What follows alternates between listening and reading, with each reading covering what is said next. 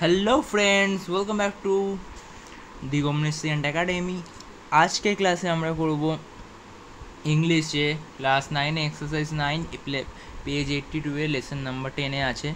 দেখতে পাবে এখানে তোমাদের দেওয়া আছে use the following points, write a paragraph in about 100 words on how your locality looks like at ডন।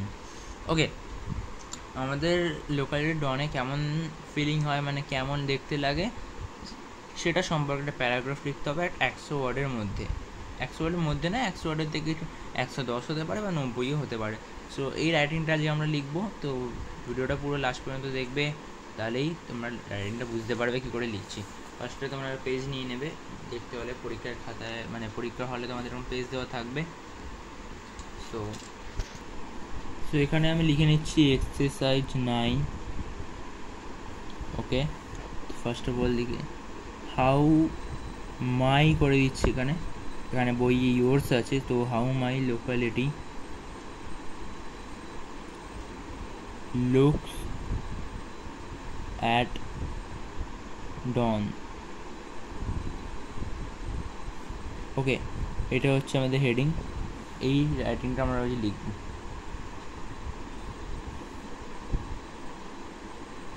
তো বলতে হবে আমরা কোথায় থাকি প্রথমে। সো আমি যে প্যাটার্নটা ফলো করছি, এই প্যাটার্নটা তোমরা ফলো করতে পারো, বা তোমাদের নিজেদের মতো একটু প্যাটার্ন ফলো করে লিখতে পারো।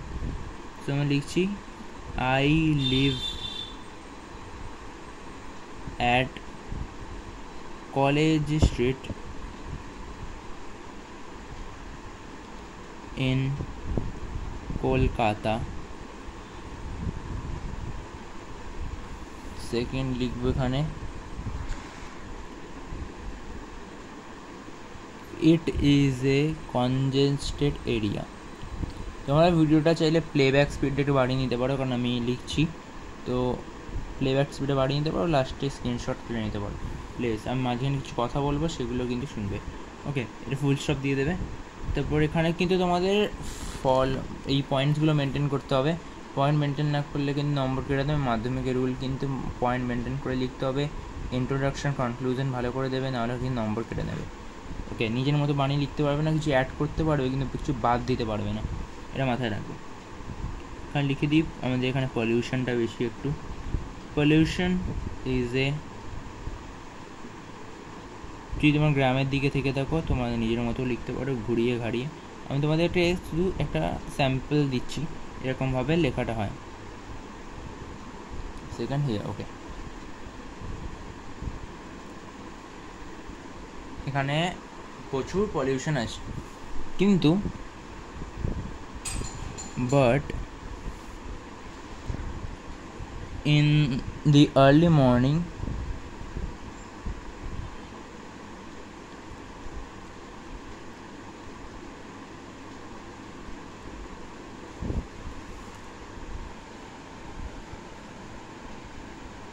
the atmosphere in our locality is altogether, মানে কমপ্লিটলি, মানে পুরোপুরি বলতে পারো, মানে পুরোপুরি আলাদা।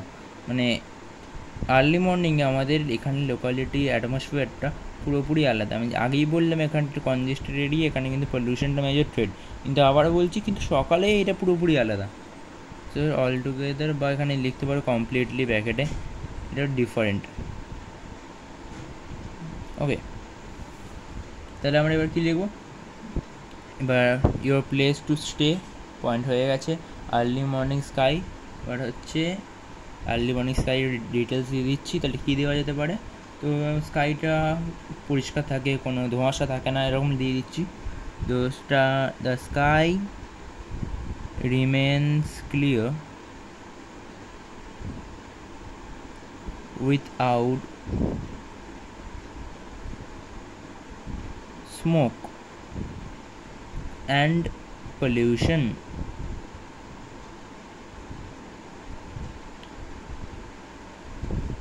The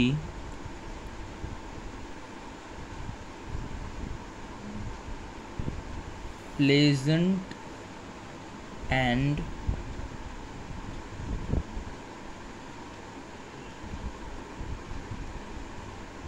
tranquil ambience refreshes our mind.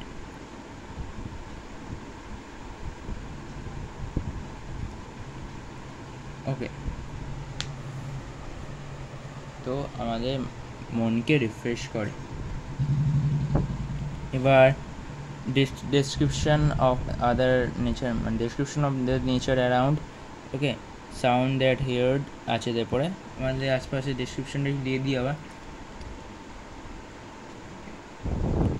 There is a vast playground, মানে বড় প্লেগ্রাউন্ড আছে, beside our house। তো এখানে একটা ফানি জিনিস বলছি। সো এটা হচ্ছে রাইটিংয়ে লিখছিলাম যখন, তো ওখানে ফার্স্ট প্লেগ্রাউন্ড আছে, এটা অনেকবার আমি লিখেছি। সো অনেকবার আমাকে বলেছিল, আমি যাদের লিখতে বলেছি রাইটিংটা, তো তাদের মধ্যে অনেকে আমাকে বলেছিল যে সবার বাড়ির পাশে যদি ফার্স্ট প্লেগ্রাউন্ড থাকে তাহলে যে থাকবে কোথায় লোক।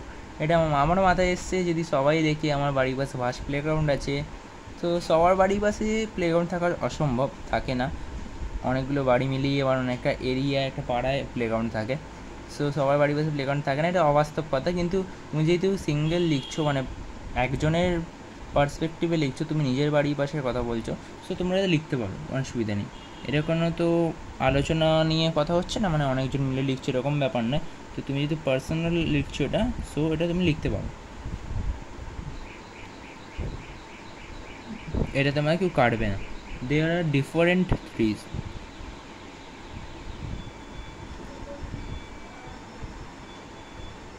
উইথ, আচ্ছা তোমরা দেখতে পাচ্ছ কি লিখছি, উইথ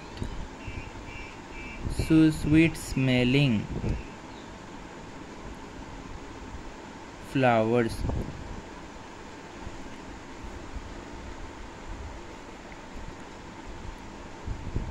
and, তো আর কি দেওয়া যেতে পারে, and all kinds of bird rent the air with various sound। যেহেতু আমাদের বলেছে এখানে সাউন্ডের ব্যাপারে দিতে, সাউন্ড দ্যাট হিয়ার্ড, ওকে আছে সাউন্ড দ্যাট হিয়ার্ড, সো আমরা এটা দিচ্ছি various sound.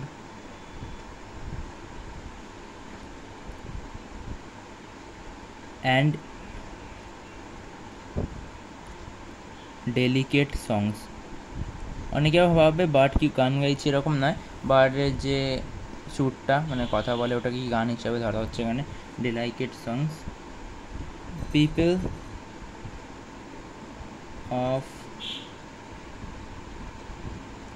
Of many ages দিতে পারো, মানে people of ages, people of, যেমন সেখানে ডিফারেন্ট এজ দিয়ে দিচ্ছি, ডিফারেন্ট নানা রকম বয়সী লোকেরা এখানে টাইম স্পেন্ড করে। People of many spend their time, people of different ages spend their time wait, by দিতে পারো এখানে, বাই দিয়ে, বাই ওয়েটের মধ্যে ওয়ার্ডগুলো বাড়াতে হবে, মাথায় রাখবে 110-এর বেশি করবে না, 190-এর কম করবে না, 10% আপ ডাউন করা যেতে পারে। বাই ওয়েটিং কমা দিয়ে লিখতে পারো প্লেইং, তারপরে অ্যান্ড ফ্রলিকিং দিতে পারো বা গসিপিং দিতে পারো। ওকে, আমি কিছু দিলাম না। ইন দি ফিল্ড, তোমরা নিজের মতো করে লিখবে এগুলো। বিং অ্যান আর্লি রাইজার, ওকে এবার হয়ে গেল। কনক্লুশনটা দিতে হবে, রিজন ফর এনজয়মেন্ট, ওকে। এরপর তোমরা দিতে পারো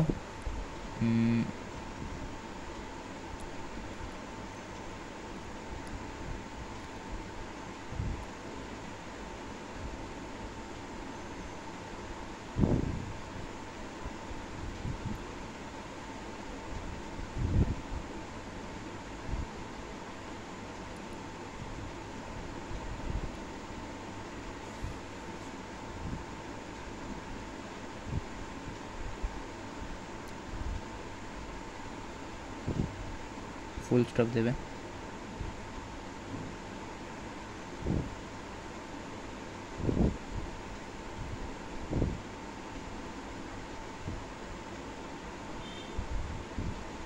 এটা হলো গেলে তোমাদের কনক্লুশন। তো ফাইনাল রাইটিং হলো এতটা, মোটামুটি অ্যাভারেজ ধরতে পারো 1 2 3 4 5 6 7 8 9 10 11 12টা করে ওয়ার্ড আছে পার লাইনে। 1 2 3 4 5 6 7 8 9 10 11 12 144টা ওয়ার্ড হওয়ার কথা, কিন্তু কমই আছে ওর, হবে হয়তো 120টার মতো ওয়ার্ড। সো এখানে তুমি কিছু লাইন বাদ দিতে পারো, যেমন এখানে আমি ডিফারেন্ট এজেস দিয়েছি, তো এখানে কিছু লাইন ওয়ার্ড বাদ দিতে পারো।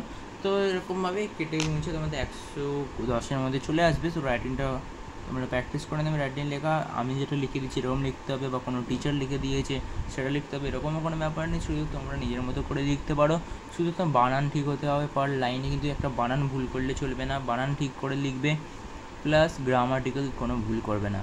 মেনলি গ্রামাটিক্যাল ভুল হওয়ার চান্স নেই, তাও প্রেজেন্ট টেন্স পাস্ট টেন্স কখন হবে সেগুলো কিন্তু মাথায় রেখে রাইটিং লিখবে, তাহলে কিন্তু পুরো 10-এ 10 তুলে দেওয়া যেতে পারে। এখন কিন্তু মাধ্যমিক বা এক্সামসগুলোতে 9-এর ফাইনাল টাইম হয়তো দেবে না 10-এ 10, অনেক স্কুল দেয় না, দিতে চায় না বলতে গেলে, কিন্তু মাধ্যমিক এখন 10-এ 10 দেয় অনেকেই।